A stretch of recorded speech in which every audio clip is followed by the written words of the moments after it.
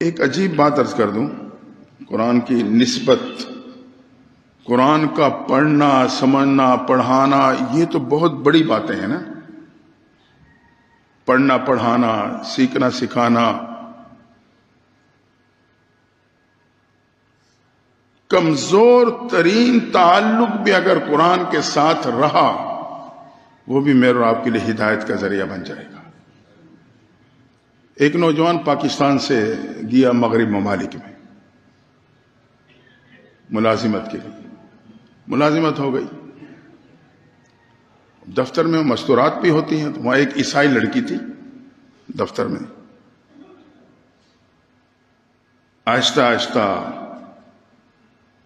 How hello سلسلہ چلنا شروع ہوا، ایک تعلق بن گیا، تعلق مزید بڑا۔ کہتے ہیں نا، پہلے میلان پیدا ہوتا ہے، پھر طلب، طلب سے رغبت، رغبت سے پھر محبت بن جاتی ہے۔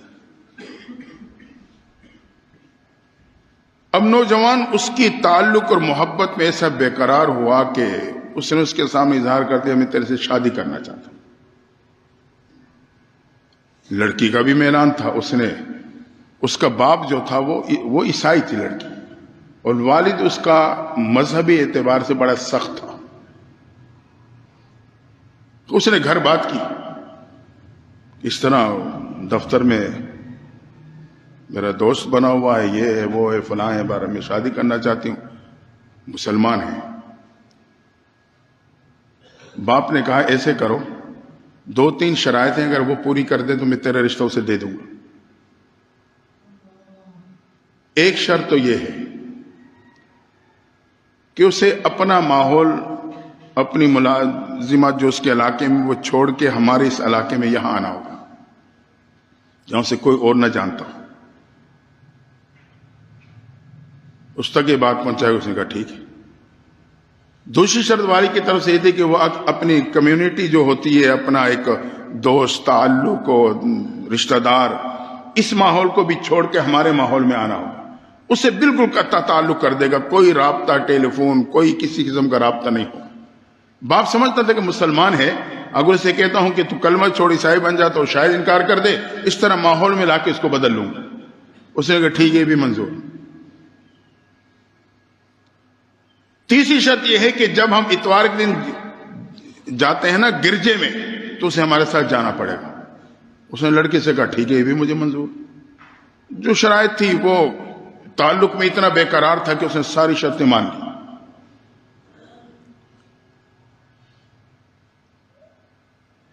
اللہ کی شان، 3 سال کا عرصہ اس نے اس طرح گزارا، گم ہو گیا وہ اپنے ماحول سے، اپنے تعلق سے، رشتہ داروں سے۔ بڑے ملک میں نہیں پتہ چلتا، وہ اپنے طور پہ تلاش کرتے رہے، ان کا حادثے کا شکار ہو گیا ہوگا، نہ دفتر سے پتہ چل رہا ہے، نہ کہیں اور سے پتہ چل رہا ہے۔ اس نے اپنے آپ کو ایسے گم کر دیا بس اس دنیاوی محبت کے پیچھے۔ اس کے بعد قرآن مجید کا نسخہ تھا جو اس نے اپنے پاس رکھا ہوا تھا، کیونکہ باہر جا کے پھر ذرا کیفیات کچھ اور ہوتی ہیں۔ اس نے وہ اپنے گھر میں رکھ دیا تھا، بس پڑھا تھا وہاں، کچھ اور کتابیں بھی پڑھی تھی اس کی بیوی کی، شادی ان کی ہو گئی۔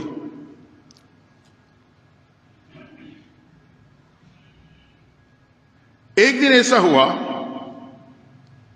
3 سال گزرنے کے بعد یہ اچانک مسجد میں امام صاحب سے مل رہا ہے، نماز کے بعد وضو کر کے نماز پڑھی امام صاحب نے کہا یار تو کہاں سے آیا؟ تیرے پیچھے تو لوگ پاگل ہو گئے ہیں، رشتہ دار تیرے، اس زمین سے نکل آیا، آسمان سے ٹپک آیا، کہاں سے؟ خیر امام صاحب سمجھدار تھے، انہوں نے وہاں کھڑے بات نہیں کی، وہ نماز کے بعد انہیں حجرے میں لے گئے، وہاں بٹھایا ہے، چائے شائے پلائی، پھر اس سے کہا کہ یار کیا حالات گزرے ہیں آپ پہ، ذرا بتاؤ تو صحیح۔ اس نے پھر اپنا واقعہ بتلایا کہ اسی طرح میں فلاں جگہ میں ملازمت کرتا تھا، عیسائی لڑکی سے تعلق بن گیا، شادی کرنا چاہتا تھا، یہ شرائط قائم ہوئے، اس میں بالکل منظر عام سے آؤٹ ہو گیا۔ کیسے لوٹ کے آئے؟ اس نے بڑی عجیب بات بتلائی کہ میرے پاس قرآن مجید کا نسخہ تھا، اس طرح میں رکھا ہوا تھا گھر میں، کچھ اور کتابیں بھی انگلش کی یا جو بھی ہے ان عیسائیوں کی پڑھی تھی۔ میں جب بھی دفتر جاتا نا کام کے لیے، تو میری اس قرآن پہ نظر پڑتی، بس میرے ذہن میں اتنی بات آتی کہ میرے رب کا کلام سچا کلام ہے، یہ میرے رب کا سچا کلام ہے، قرآن ہے. یہ خفیہ طور پہ بس اس کو کیفیت میں اندر محسوس کرتا.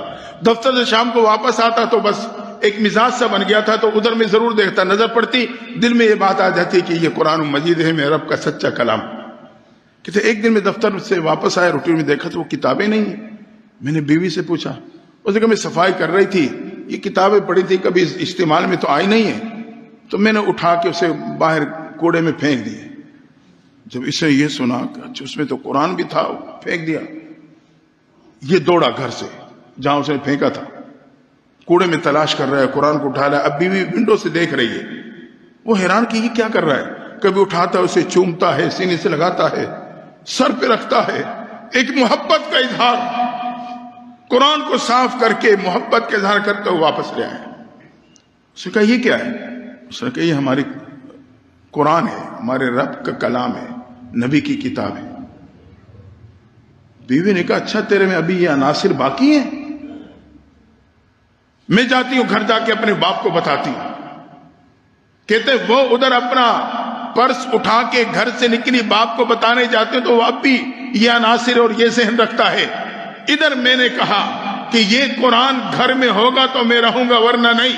میں نے بھی جوتا پہنا اور میں گھر سے نکلا کہ وہ اپنے باپ کو بتانے جا رہی ہے تو میں اپنے رب کو منانے جا رہا. میں مسجد میں آ گیا. کتنا کمزور تعلق تھا قرآن کے ساتھ، ہدایت کا ذریعہ بن گیا. صرف دیکھتا تھا، دل میں بات آتی تھی میرے رب کا سچا کلام ہے، قرآن ہے. تو اگر ہم اور آپ اس سے کم از کم قرآن کی تلاوت تک اس سے تعلق بنا لیں گے، پھر اندازہ لگائیں دنیا اور آخرت میں مجھے اور آپ کو بے سہارا نہیں چھوڑے.